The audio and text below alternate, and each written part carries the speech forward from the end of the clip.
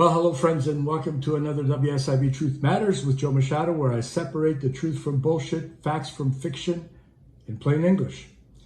Today, I'm going to talk about a situation that I think has been on the minds of a lot of injured workers, especially as the strike goes on day by day. So I'm going to share my thoughts because it seems like injured workers really don't have much of a voice. And when they do, it's drowned out by everybody who's trying to climb this mountain, that's the WSIB, to see how far up the mountain they can get for their own benefit. All right, my friends, without any further delay, let's get at it.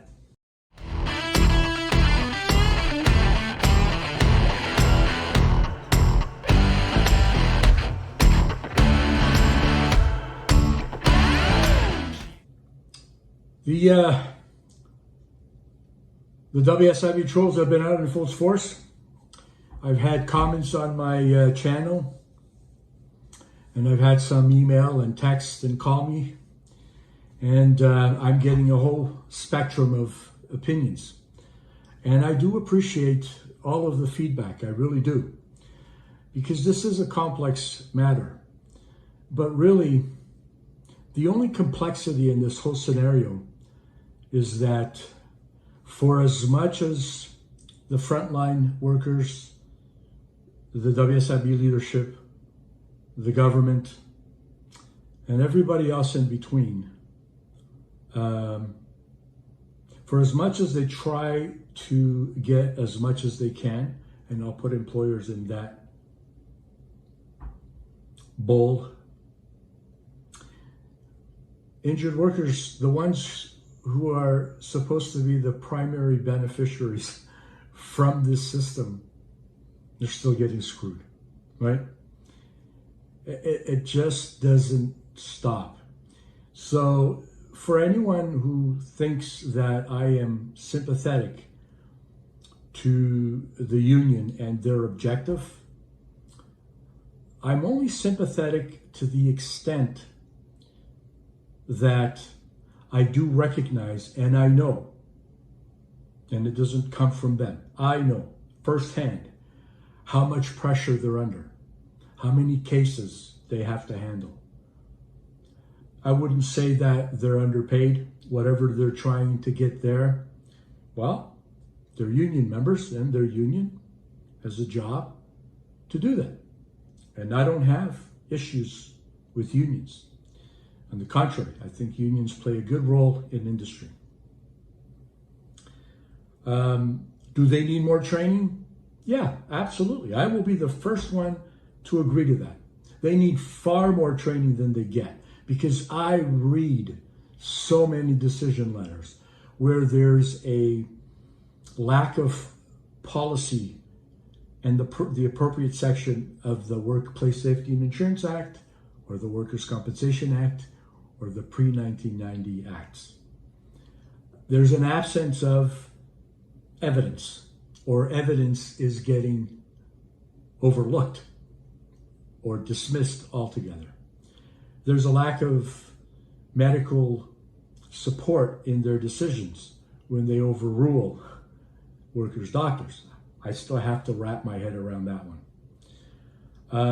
But I look at the structure of their letters. Some of them, it's not even proper English. It's if you read through it, it doesn't make sense. It's not the kind of stuff that you want to see from people who are supposed to be making decisions, life-changing decisions for people who have been injured at work or are ill and require support. And so, more training, 100%. I don't argue against any of that. I think that definitely they're overworked, and I think that it should get more training. But as far as the getting more money is concerned, I'm hold judgment on that, because they're entitled to get as much as they can, as far as I'm concerned. So I don't have a problem with unions per se. I don't have a problem with the frontline workers. But what I do have a problem with is the fact that everyone on the picket line has seen this train wreck happening for years, right? You have a front row seat. You are a part of it. And if you haven't done anything, if you've ignored it to this point, well, good for you. But you know what? 2 years ago, you had an opportunity to negotiate a deal. And the fact of the matter is that you did. So what about it that you're not happy with now? Who knows? Because there's all kinds of shit flying around. But you are in the strongest position to make change. You are, right? Not the government, not the leadership. Because at the end of the day, you can hold the whole system hostage as you are now, right? That demonstrates clearly that you control the scenario. I know that it takes courage to step up to bullies. Believe me, it does. Okay? And that personal sacrifice. I don't think any one of you would know better or know that better than me, but this isn't about me today. What you're doing today can be a catalyst for change if you do it right. If you negotiate and stick to the principles and try to do good by the injured workers, that could mean a catalyst for change, for meaningful change, not just a gesture, because injured workers have had fucking gestures for decades, okay? Every time they hire somebody else to be the leader, and there's a new agenda, and there's a new political party in town, and there's a whole host of priorities, none of which are to serve injured workers any better. So don't let it be a meaningless gesture. But you'll reach a deal. I know you will, because the system doesn't function without you. And you may get what you want. You may have to compromise, right? But compromise is a good thing. But when you do get the deal and you get back to work, okay? Don't forget the fact that you put injured workers, their suffering, their anxieties, their fears, and their pain on the negotiating table. You did that. We all know. Everyone across this province is watching. I'm watching. And I won't let you forget it. I can promise you that. Now, some may think, well, you know, he's just talking out of his ass. But there's a lot of people who are listening. Thousands. They're listening. They're paying attention. Not just me. So, over the decades, this is what's happened. WSIB leadership always get what they want. They negotiate their salaries, they negotiate their bonuses and whatever, right? Union members have the power to go on strike and negotiate a deal, get increases in their wages and a good pension plan and a good group plan. Hey, great. You wouldn't have any of that if it weren't for injured workers. Employers, they're getting more than what they should have. The deal was supposed to be, you pay into the system so that if somebody gets injured in your workplace, you're not going to go bankrupt. That was the deal. They're getting money returned to them. That wasn't in the deal. But it seems like everybody is getting a piece of the action, and the injured worker is always left out in the cold. Right? This system that was set up primarily to help injured workers, they are the ones that keep getting fucked. All right? We call a spade, that's what it is. So, it's time to put forward some of the workers' demands, right? Because everybody's had a chance to do theirs, but workers have legitimate demands that need to be looked after. And these aren't expensive. They're not far-reaching. The WSIB doesn't have to go bankrupt to do this because the system was set up to become self-sufficient. Let's talk about the fucking demands for injured workers, since everybody else has gotten what they want, right? How about workers be treated like they are your most important client. Not a number, not an injured or ill person, not some fucking schmuck who worked 40 hours a day or a week for 30 years to get sick and die and not know how his family's going to look after, right? Okay? Let's make sure that you treat injured workers like they are your most important client. That if you didn't have that client, you could go out of business. Now let's provide treatment and approve it. As soon as there's a medical report from the doctor that says this treatment is required, don't fuck with it. Don't fuck around with it and spend time questioning the motives and all of that kind of shit. Pay for the fucking treatment because they need it. There's no reason why a doctor would make a recommendation if the worker didn't fucking need it. Right?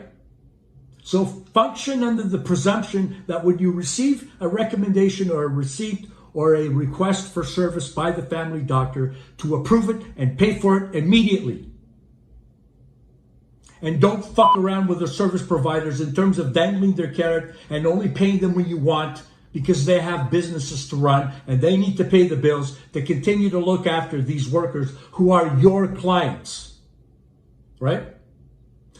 Next, how about you provide the treatment, the amount of treatment, and the treatment type that is being required or requested by the family doctor or specialists or other primary health care provider, because they wouldn't request it unless it's necessary. So stop putting fucking limits on the treatment that people get. Don't nickel and dime them, because people want to get better to go back to work.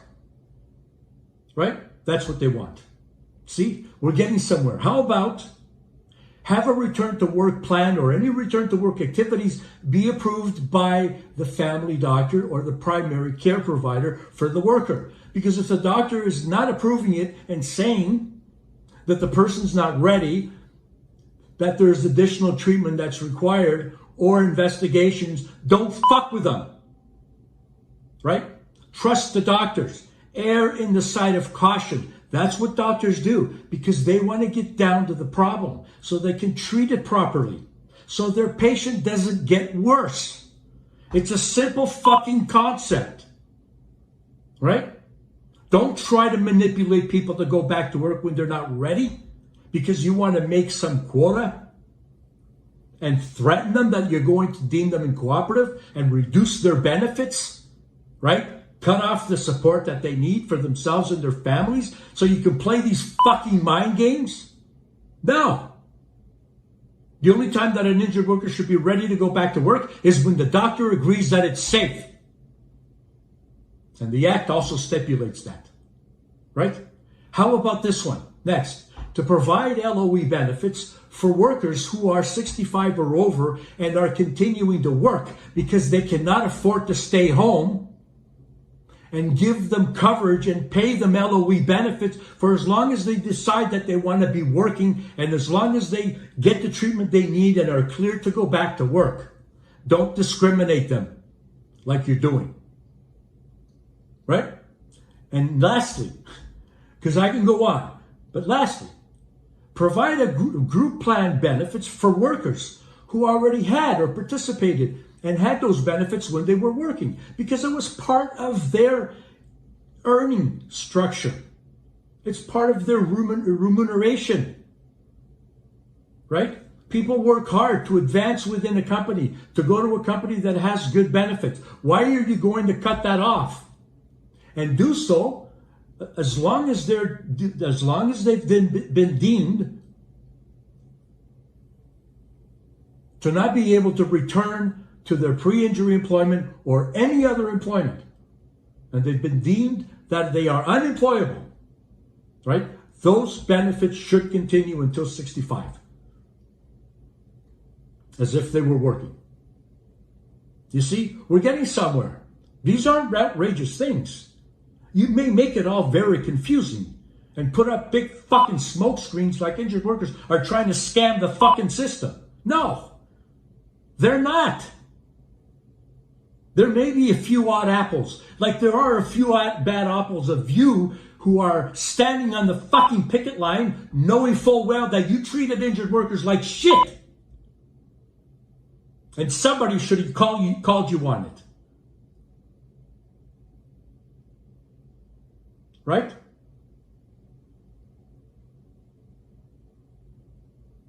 I think we're getting somewhere. These are workers' demands. And for those of you who are listening, viewers, subscribers of this channel, send me your demands. Please send me them. And I will talk about them. Because they need to fucking know what they are. Right? Because you can't be last. Everybody else is running to the top as hard as they can, stepping all over you. You can't be last. And if these motherfuckers aren't going to get it, then we need to speak louder. But send me your demands. All right, my friends, as always. And until next time, take care.